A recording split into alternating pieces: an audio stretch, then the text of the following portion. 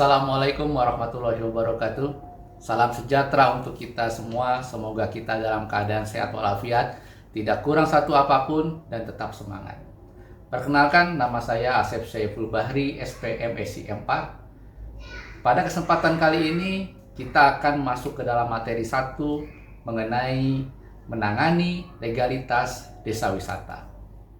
Adapun isi materi pada modul kali ini, yang pertama adalah menyusun struktur organisasi, menyusun legalitas desa wisata, menyusun prosedur pengelolaan desa wisata, dan kode etik wisatawan. Setelah mempelajari materi ini, diharapkan pengelola desa wisata dapat memahami struktur organisasi, menyusun struktur organisasi, dan menguraikan pekerjaan lembaga desa wisata. Yang kedua, memahami dan menentukan legalitas desa wisata, serta mengurus usulan desa wisata dan mensosialisasi hasil legalitas pengelola desa wisata. Dan yang ketiga, memahami penyusunan prosedur pengelolaan desa wisata, serta merumuskan kode etik wisatawan, serta mensosialisasikan prosedur dan kode etik wisatawan. Apa itu desa wisata?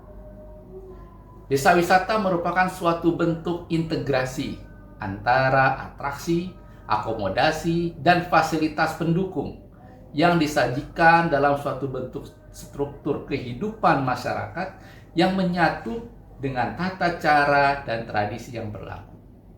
Adapun atraksi di desa wisata itu bisa berbasis alam, budaya, dan buatan. Akomodasi yang ada di desa wisata itu bisa berupa homestay, villa, resort, camping, glamping, campervan, dan juga yang lain-lain. Adapun fasilitas yang ada di desa wisata itu bisa jalan, moda transportasi, toilet, rumah makan, tempat pertunjukan, petunjuk arah, dan sebagainya, yang merupakan fasilitas-fasilitas yang ada di desa.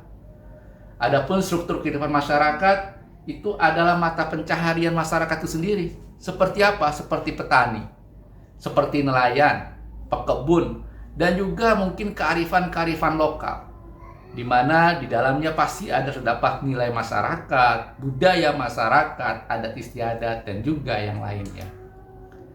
Mengapa harus desa wisata? Pertanyaan ini sering timbul, kenapa harus ada di desa wisata? Karena desa wisata merupakan sarana efektif. Untuk apa? Untuk menguatkan jati diri kedesaan, meningkatkan mutu SDM sumber daya manusia, mengaktualisasi nilai budaya, menegakkan keamanan dan ketertiban, membangkitkan ekonomi, melestarikan lingkungan, serta menata ruang dan pemukiman. Lalu bagaimana perkembangan desa wisata di Indonesia? Data menunjukkan dari Kementerian Pariwisata dan Ekonomi Kreatif tahun 2024 bahwasannya pada tahun 2024 jumlah desa wisata yang mengikuti anugerah desa wisata itu berjumlah 6.014 desa. Hal ini terus berkembang dari tahun 2021 yang berjumlah 1.831 desa, tahun 2022 berjumlah 3.419 desa, tahun 2023 berjumlah 4.573 desa, dan pada tahun 2024 naik kembali menjadi 6.014 desa. Lalu bagaimana dengan kondisi di Jawa Barat? Di Jawa Barat saat ini berdasarkan data yang terdapat di jaringan desa wisata, ya, itu berjumlah 470 desa yang mengikuti anugerah desa wisata Indonesia. Nah, bagaimana, ada apa? Permasalahan apa yang ada di desa wisata Jawa Barat saat ini? Secara keseluruhan kita menemukan ada 3 permasalahan yang paling mendasar di desa wisata. Yakni yang pertama, masih ada desa wisata yang tidak memiliki payung hukum formal. Seperti apa? Seperti SK Bupati, peraturan desa, ataupun hal-hal peraturan yang lainnya yang menyebabkan status kelembagaan desa wisata itu tidak jelas, sehingga menyulitkan dalam hal pertanggungjawaban, pengelolaan keuangan, bahkan akses terhadap bantuan dari instansi-instansi yang lainnya. Yang kedua, desa wisata di Jawa Barat sering kita temukan konflik internal, kelembagaan, dan keterbatasan SDM. Inilah yang menyebabkan desa wisata itu tidak berkembang dengan baik. Karena apa? Karena SDM-nya masih belum memiliki pengetahuan dan keterampilan mengenai pengembangan desa wisata. Dan yang ketiga, permasalahannya bisa disebabkan oleh keterbatasan, regulasi, dan komitmen dari pengelolaan. Langkah-langkah strategis dalam mengatasi permasalahan legalitas di desa wisata. Di antaranya adalah pengelola desa wisata harus bisa menyusun struktur organisasi. Yang kedua, menyusun legalitas desa wisata. Dan yang ketiga, dapat menyusun prosedur pengelolaan desa wisata dan kode etik wisatawan. Menyusun struktur organisasi desa itu merupakan langkah penting dalam mengelola pengembangan potensi wisata di suatu desa secara terarah dan berkelanjutan. Karena struktur organisasi itu berfungsi sebagai kerangka kerja yang mengatur peran, tanggung jawab, koordinasi antara berbagai pihak yang terlibat dalam pengelolaan desa wisata. Menyusun legalitas desa wisata, hal ini bertujuan untuk memberikan dasar hukum dan pengakuan resmi terhadap keberadaan serta pengelolaan desa wisata. Langkah ini penting untuk memastikan bahwa kegiatan pariwisata di desa tersebut berjalan sesuai dengan peraturan yang berlaku, serta untuk memudahkan akses terhadap bantuan dan program pemerintah. Dan yang ketiga adalah menyusun prosedur pengelolaan desa wisata dan kode etik wisatawan. Hal ini dilakukan untuk apa? Sebagai langkah strategis untuk menjaga secara tertib, menjaga keberlanjutan, dan juga menghormati nilai-nilai lokal. Proses ini mencakup dari perumusan, perencanaan, penetapan, dan sosialisasi aturan serta pedoman perilaku bagi semua pihak yang terlibat dalam pariwisata. Lalu bagaimana langkah-langkah kita pengelola dalam menyusun struktur organisasi? Yang pertama adalah menyiapkan penyusunan struktur organisasi desa wisata mengenai informasi, pedoman, bentuk struktur, kelompok masyarakat yang eksis kita inventarisasi, fungsi dan tugas yang ada di desa kita inventarisasi, dan kita bentuk struktur organisasi desa wisata yang disepakati, ditetapkan sesuai kebutuhan. Yang kedua, mampu merumuskan struktur organisasi. Dalam menyusun struktur organisasi, kita harus bisa membuat bagian struktur organisasi desa wisata dibuat sesuai dengan model yang kita sepakati. Ada setiap jabatan kita tentukan posisinya, kita buatkan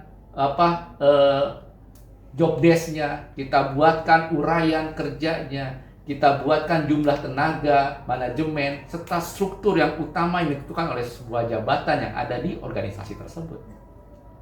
Dan berikutnya adalah merumuskan uraian pekerjaan organisasi. Hal ini dilakukan untuk apa? Untuk terjadi sebuah pemanfaatan sumber daya manusia sesuai dengan kebutuhannya, sesuai dengan jabatan yang dimilikinya. Komponen uraian pekerjaan ditentukan sesuai jabatan. Uraian pekerjaan pada setiap posisi jabatan dibuat berdasarkan komponen yang sudah ditentukan bersama. Nah, dalam menyusun struktur organisasi ini yang perlu kita perhatikan apa? Bagaimana bentuk struktur organisasi itu? Kita bisa menentukan mana garis putus-putus, mana garis tanpa putus-putus, yang itu merupakan garis instruksi dan juga garis koordinatif. Kita juga harus bisa menyiapkan komponen uraian pekerjaan meliputi identitas jabatan, tujuan jabatan atau ringkasan pekerjaan, tugas dan tanggung jawab, hubungan antar bagian, wewenang, dan juga sebagainya. Dan yang pasti terdapat pedoman, norma organisasi, misalnya seperti etika dan nilai organisasi, anggaran dasar dan anggaran rumah tangga, serta lainnya. Lalu selanjutnya adalah bagaimana langkah-langkah kita menyusun legalitas desa wisata. Yang pertama adalah menentukan legalitas desa wisata. Jenis legalitas desa wisata diidentifikasikan sesuai dengan ketentuan. Jenis legalitas dipilih sesuai juga dengan kebutuhan. Legalitas lembaga yang sudah dipilih kita komunikasikan kepada pihak-pihak terkait. Yang kedua adalah mengurus usulan kepada lembaga formal yang berhak mengeluarkan legalitas lembaga desa wisata. Semua kelengkapan administrasi dari legalitas lembaga yang sudah terpilih disusun sesuai dengan ketentuan. Lalu legalitas tersebut kita ajukan ke pihak terkait untuk mendapatkan surat keputusan sesuai dengan ketentuan. Dan yang ketiga adalah melaksanakan sosialisasi hasil dari legalitas pengelola desa wisata. Hasil legalitas pengelola desa wisata kita dokumentasikan sebagai apa? Sebagai arsip. Hasil legalitas pengelola desa wisata disosialisasikan kepada pihak-pihak yang terkait. Dalam menyusun legalitas desa wisata ini yang perlu kita perhatikan apa? Kita bisa menentukan jenis legalitas baik dalam bentuk koperasi, badan usaha milik desa, ataupun dalam kelompok sadar wisata. Sesuai dengan kesepakatan antara pengelola desa wisata dan juga pimpinan yang ada di desa tersebut. Baik itu kepala desa, maupun rembuk warga dan sebagainya. Pihak terkait dalam hal ini bisa kepada kepala desa, bisa juga dinas pariwisata, atau juga bisa kepada bupati. Setelah disusun kepengurusannya, setelah disusun SK desanya, setelah sudah ditentukan siapa-siapa pengelola dan pengurusnya, kita ajukan kepada siapa? Kepada dinas-dinas terkait, terutama dalam hal ini adalah dinas pariwisata, supaya ditindaklanjuti sehingga muncullah SK dari bupatinya. Ketentuan-ketentuan itu ya bisa berupa surat keputusan nanti keluarnya.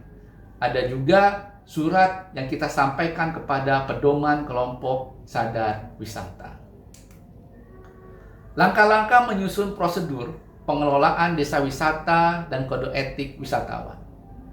Hal pertama yang kita lakukan adalah kita harus bisa merencanakan penyusunan prosedur pengelolaan desa wisata dan kode etik wisatawan.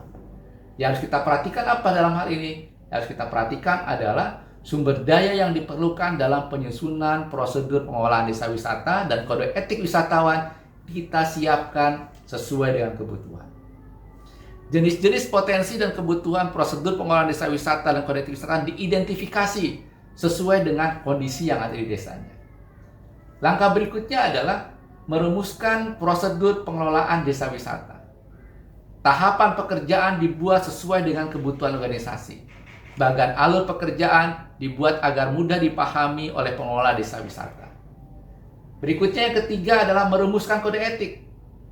Kita harus bisa merumuskan kode etik wisatawan untuk menjaga potensi dampak negatif terhadap lingkungan, sosial, budaya, dan ekonomi yang disebabkan oleh wisatawan. Kode etik wisatawan juga harus bisa kita buat secara partisipasi. Berikutnya yang keempat adalah menetapkan prosedur pengelolaan desa wisata dan kode etik wisatawan. Rancangan prosedur pengelolaan desa wisata dan kode etik wisatawan ditelaah oleh para pihak. Prosedur pengelolaan desa wisata dan kode etik wisatawan disahkan sesuai hasil kesepakatan para pihak. Prosedur pengelolaan desa wisata dan kode etik wisatawan kita dokumentasikan sesuai dengan kebijakan. Lalu yang terakhir adalah seluruh pengelola desa wisata itu harus melaksanakan sosialisasi prosedur pengelolaan desa wisata dan kode etik wisatawan kepada seluruh pihak. Dalam hal ini yang harus kita perhatikan apa?